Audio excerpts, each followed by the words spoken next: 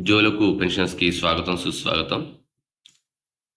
ఉద్యమ కార్యాచరణను ప్రకటించినటువంటి ఉద్యోగ సంఘాల నేతలు ఏప్రిల్ 1 నుంచి ఉద్యోగ ఐకాస ఉద్యమాలు కార్యాచరణ ప్రకటించినటువంటి ఉద్యోగ ఉపాధ్యాయ ఐకాస ఉద్యోగుల పెండింగ్ సమస్యల పరిష్కారం కోసం తెలంగాణ ఉద్యోగ ఉపాధ్యాయ ఐకాస ఏప్రిల్ నుంచి ఉద్యమాలు చేయాలని నిర్ణయించింది.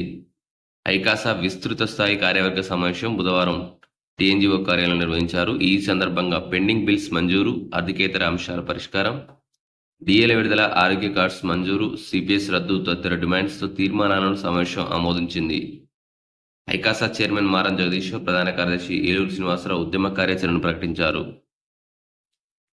ఏప్రిల్ 1 నుంచి 30 తేదీ వరకు జిల్లాల్లో సదస్సులను ఏర్పాటు చేయడంతో పాటుగా ఎమ్మెల్యేలకు వినతి పత్రాలు సమర్పిస్తారు.